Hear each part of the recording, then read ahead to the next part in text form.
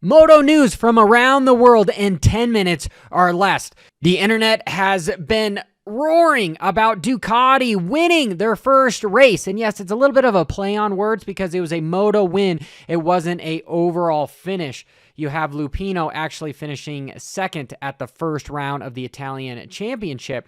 But the news headlines are going to say they won their first race. He ended up having some problems in Heat 2 where he states, "It didn't go as I would have liked. I got the start wrong and wasn't able to recover, but that's okay. Now the engineers have the data to analyze two completely different situations." Still, nothing to take away from the team. We know that Ducati is going to take the world by storm along with your checkbook.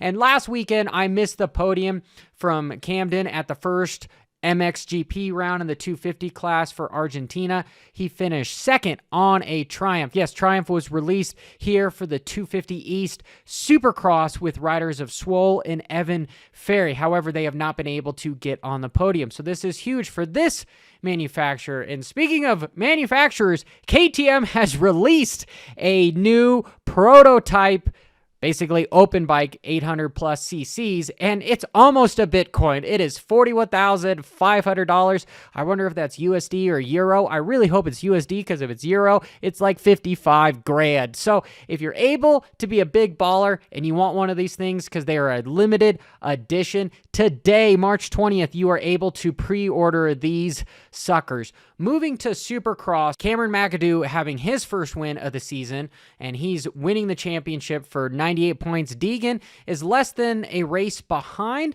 We'll see if he's able to catch up. My boy Tom Vial, I would really like to see him and KTM come away with the championship, but I am biased. In the 450 class, Jet Lawrence is on a 3-race win streak. First rider to win 3 in a row this year. He is looking like he's coming into his own. I've said it on my channel previously that I believe Ken Roczen is really the only rider that has the speed to take Jet down.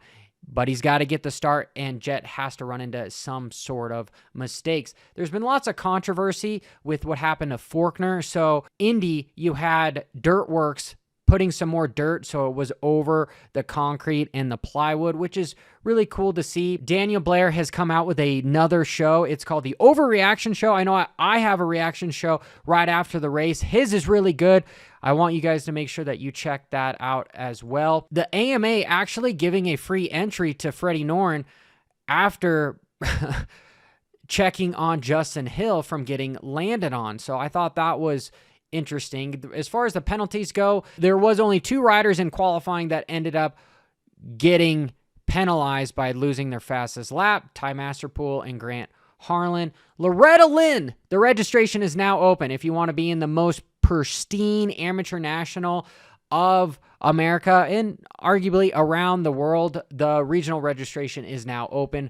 As far as the Worcs goes, Lake Havasu, you've got Justin Hoft winning, and they've actually got a women's class there as well. Mason Simmons wins the 250 Pro class, and then you've got Caitlin Jacobs winning the women's pro race. I really think that women's pro racing should be more mainstream. There should be some sort of a race for the Supercross Futures. There should be a own class for these women, and especially in pro motocross. Have them race on Friday during press day, something. Let's get these women out there. They are a vital part of the sport. How many girls that are under the age of 16 that have dirt bikes, and then if they're really fast, they shouldn't be racing against the boys? I mean, some of them are fast enough to beat the boys. That's not my point. My point is they should have an own platform to excel in.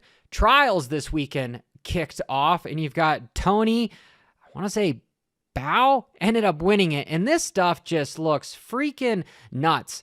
I've always enjoyed watching trials. I've never wanted to ride trials because it almost feels like showing up to the races with a quad. You know, it doesn't seem that cool. However, these guys really know how to ride, and they prove they can go far. You've got the likes of Billy Bolt and a bunch of other trials athletes that can do absurd things on motorcycles, which is just nuclear. Well, that is the news in 10 minutes or less. This is a little bit quicker. If you find this show valuable, make sure you hit that like and subscribe button and notification icon. Till next time, keep it WFO.